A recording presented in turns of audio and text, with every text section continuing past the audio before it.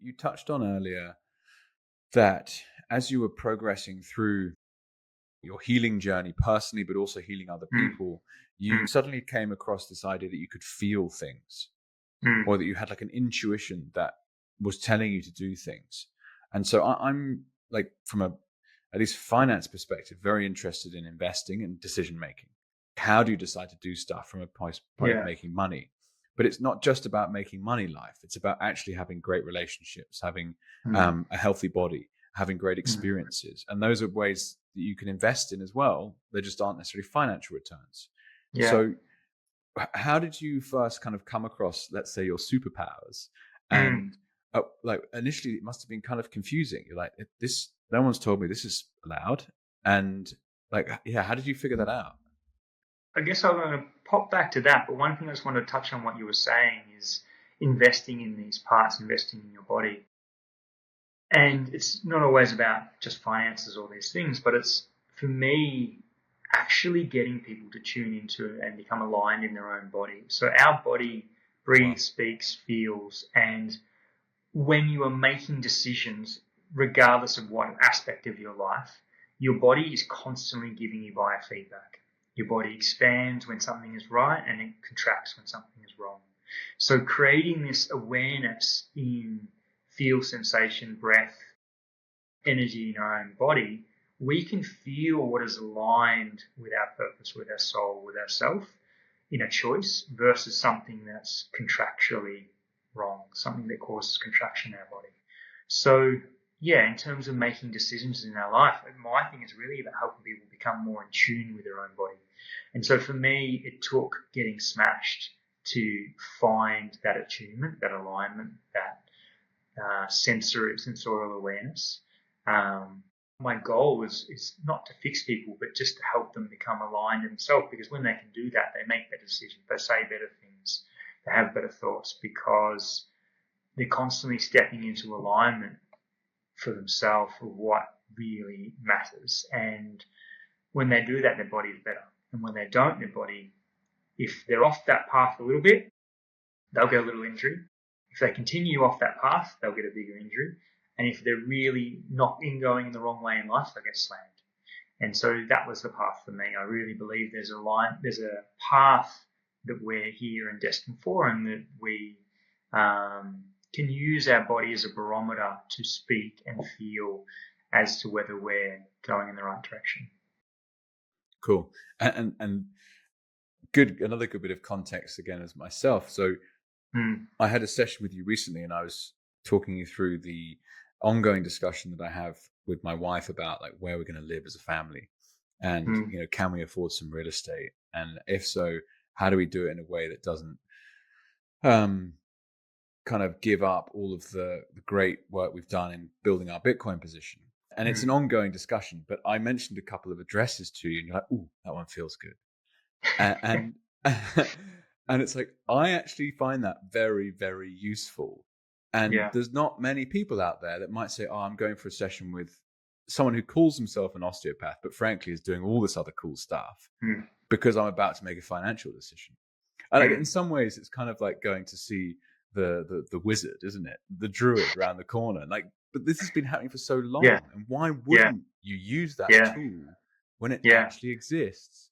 So thank you, and I will continue to try Pleasure. and improve at that, to improve alignment. And yeah, we'll come back to this if we can, Luke. I'd love Yeah. to dig back into this idea of you coming across this sense of talent, maybe, or Yeah. of insight. And you even said at the Yeah. very start that you can actually see. I mentioned this in my note to you on the email. It's like you can see people's auras, and Yeah. I walk in, I sit down, and you look at me, and you just go, and you know all this stuff straight away. And I'm like, what? How do you do that? Yeah, look, I believe it's there for everyone, but obviously it's more ingrained or taught or felt for certain people. And I believe everyone has the capacity. But for me, I think, I guess I'll tell you a little story about my mum. Like, she passed away 10, 11 years ago, and her death really made me realize that life's real, death's real. If I've got this gift, I need to use it. But Mm, I knew she was going to die the day she died, because she always said to me that angels were coming to collect her. I didn't know that that was real or could be seen. But the day before she passed, I could feel and see this presence above the house. And Oh my God, it my was whole body's weird just. because, yeah, on that I'm day, tingling, mate. Oof. everyone decided to leave. And I thought, that's strange. Should I tell them? Should I not tell them? And I just thought, no, if that's her passing and they feel that inclination to leave, then I'll trust them. And slowly I could see that presence or that light come from the top of the house down to the end of the bed and slowly overtake her. And then when she passed, there was a splitting.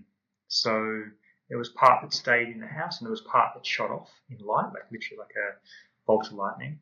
Wow. And then that stayed for maybe a little while her body was still on the farm. I grew up on a farm down in country Victoria. And when she left the farm, it was like that, the dust has been stirred up in the air. You can still feel it. But the moment she left, that all just disappeared. So I guess that was one of the major awakenings. I used to get drunk or high and I would be able to tell people's futures or pasts.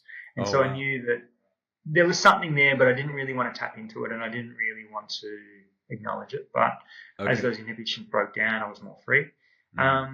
But probably the big change was Ireland.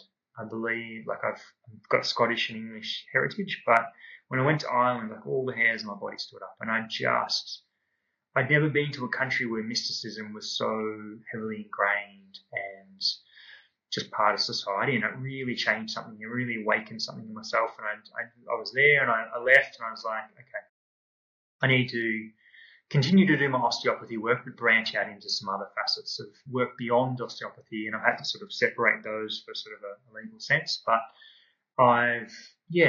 there's much more. Osteopathy is a great base framework to learn, feel, sense, treat, but there's so much more beyond.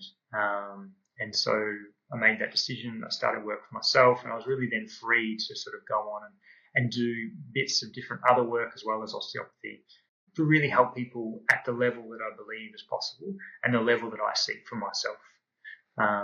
And what's beautiful is people keep turning up at a higher level for help, for guidance, for connection. And it's not to get that from me, but I believe it's to get that from themselves. And that's my ultimate goal through treating people now on one, but I want to extend that out to treating and teaching people, helping people remember that ability to feel, see, and sense for themselves.